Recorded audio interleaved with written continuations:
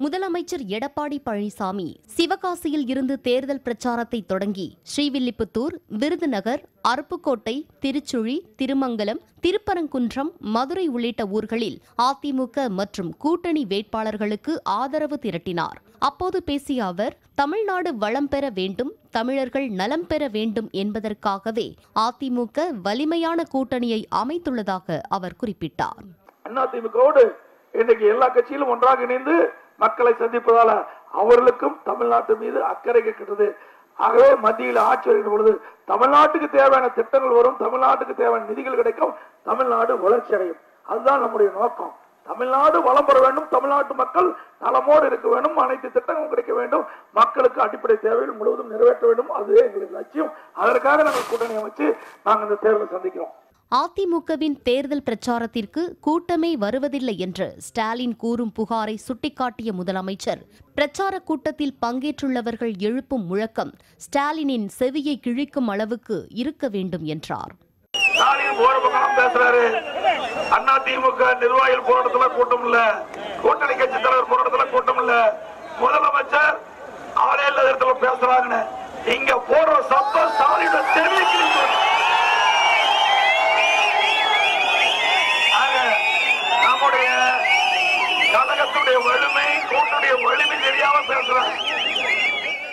மத்திய நிதி அமைச்சராக ப. சிதம்பரம் பதவி வகித்த போது அவரால் தமிழகம் எந்த நன்மையையும் பெறவில்லை என்று முதலமைச்சர் குறிப்பிட்டார்.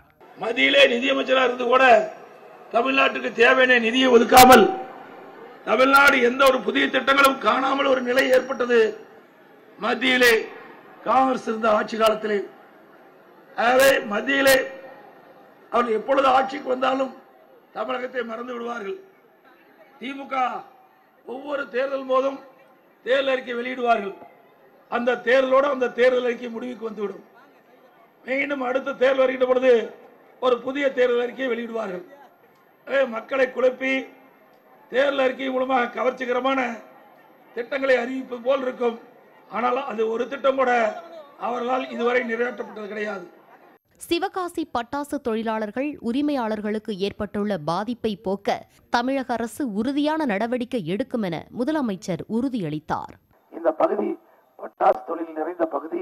ஆகவே இந்த தொழிலில் ஈடுபட்டுகின்ற தொழிலாளர்களுக்கும் உரிமையாளர்களுக்கும் அம்மாவுடைய அரசு என்றைக்கும் உறுதுணையாக இருக்கும். பட்டாசு தொழில் உரிமையாளர்களை சந்தித்து பேசுகின்ற பொழுது நீதிமன்றத்திலே சிறந்த வழக்கை வைத்து வாதாடி எங்களுக்கு உரிமைகளை பெற்றுத்தார்கள் என்று கோரிக்கை வைத்திருக்கிறார்கள்.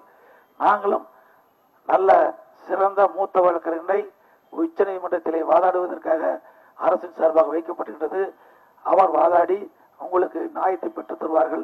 எதிர்க்கட்சிகள் கூட்டணியில் ஸ்டாலின் தவிர வேறு யாருமே ராகுல் காந்தியை பிரதமர் வேட்பாளராக ஏற்கவில்லை என்பதை முதலமைச்சர் சுட்டிக்காட்டினார்.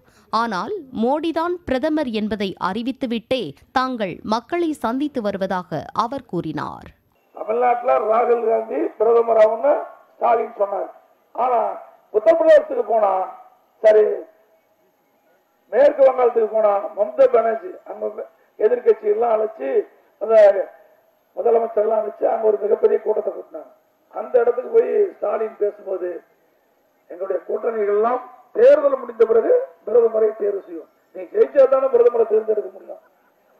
யாருமே அடையாளம் காட்டலாம், பிரைம் மினிஸ்டர் யாருமே அடையாளம் காட்டாம போது நாங்க இவருதான் பிரதமர் நாங்க மக்கள்கிட்ட சொல்றோம், வாக்குகளை சேகரிக்கிறோம்.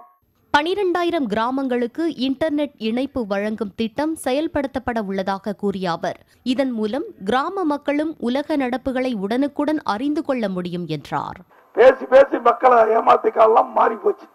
இன்றைக்கு நம்முடைய மாணவர்களுக்கு மடிக்கணினி கொடுக்குறோங்க, எல்லாத்துக்கும் இன்டர்நெட் கனெக்ஷன் கொடுக்க போறாங்க. எல்லா கிராமத்துக்கும் நம்ம கொடுக்க போறோம். 12,000க்கு மேற்பட்ட கிராமம் நகரத்துக்கு எல்லாம் இப்படி நெட் கனெக்ஷன் வரும்போது நம்முடைய மாணவர்கள் கொடுக்கக்கூடிய மடிக்கணினியை அதில் இணைப்பு பெறுகின்ற பொழுது உலக செய்தி அப்போ எல்லாமே தெரிஞ்சுக்கலாம். இப்படிப்பட்ட ஸ்டாலின் போய் பேசவே முடியாது. சிவகாசி முதல் மதுரை வரை வழி நெடுகிலும் பிரச்சாரம் செய்த முதலமைச்சர் எடப்பாடி பழனிசாமி மதுரையில் நடைபெற்ற பொதுக்கூட்டத்திலும் பங்கேற்று பேசினார்.